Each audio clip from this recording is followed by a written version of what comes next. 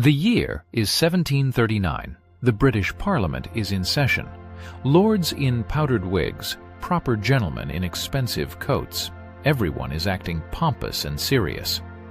And then, a grizzled, weather-beaten captain named Robert Jenkins slowly approaches the speaker's stand. The man pauses, reaches into his pocket, and pulls out a small glass jar. Inside, floating in a murky liquid, is something gray and a little bit rotten. The captain shows the jar to the assembly and declares that it contains his own severed ear. Jenkins then describes in gruesome detail how a Spanish patrol boarded his ship, tied him up, and ruthlessly deprived him of a body part in the middle of the sea. The hall immediately erupts in an uproar. The British lords are furious, slamming their fists on the tables and demanding immediate retribution for this insult to British honor. The result of this little performance? Over a single jar with an ear, Great Britain declares a full-scale war on Spain.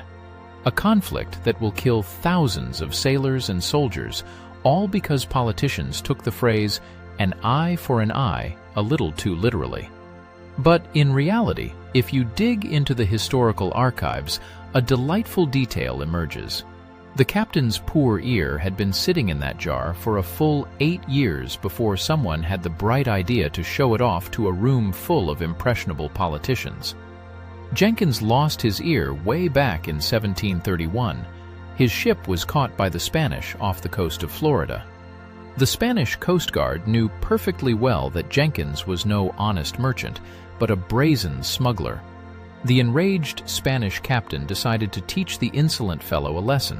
He lopped off the Englishman's ear, handed it back, and cheerfully said, "Take this to your king, and tell him I will do the same to him if he is caught in these waters." Robert wasn't about to argue with armed men. He carefully picked up his ear, stuck it in a bottle of brine, corked it tightly, and sailed home. The funniest part is that for 8 years, absolutely nobody in London gave a damn about this story. Smugglers were caught by the hundreds. It was considered a professional hazard.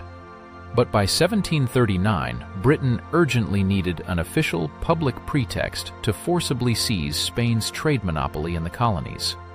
And then someone in the opposition remembered. Wait a minute, don't we have a guy with an ear in a jar? Jenkins was given the stage, and the politicians started howling as if the Spanish had personally cut off the ears of every single Briton. The Admiralty was convinced the war would be a walk in the park. The English admiral, Edward Vernon, boasted in Parliament that he could capture the main Spanish port in South America, Cartagena, with just 6 ships.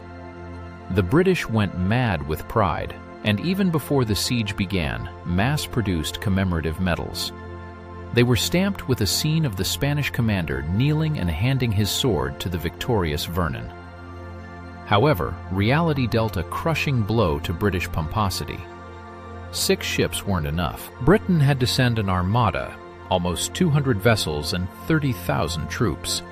And this entire incredible force was utterly crushed by a small handful of Spaniards under the command of the legendary Blas de Lezo. The real irony of the situation is that by the time of the battle, the Spanish commander was physically incapable of kneeling. In previous battles, he had already lost his left eye, his right arm, and his left leg from the knee down. So, let me get this straight. A lame, one-armed, one-eyed Spanish admiral completely wiped the floor with a massive British army that had come to avenge a single ear.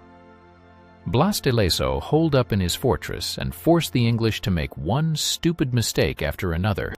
Their siege ladders turned out to be too short, and on top of that, the rainy season started. In the end, most of the British army died not from Spanish bullets, but from malaria and yellow fever.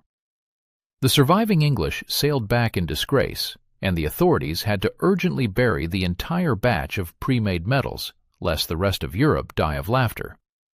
The British king issued a strict decree forbidding any mention of this epic failure.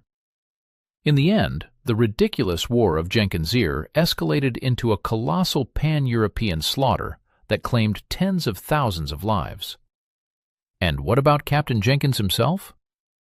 Riding the wave of his wild popularity, he was given command of a huge new ship, made a nice fortune, lived to a ripe old age, and died peacefully in his bed. All in all, it seems the captain was more than happy with the price the British crown was willing to pay for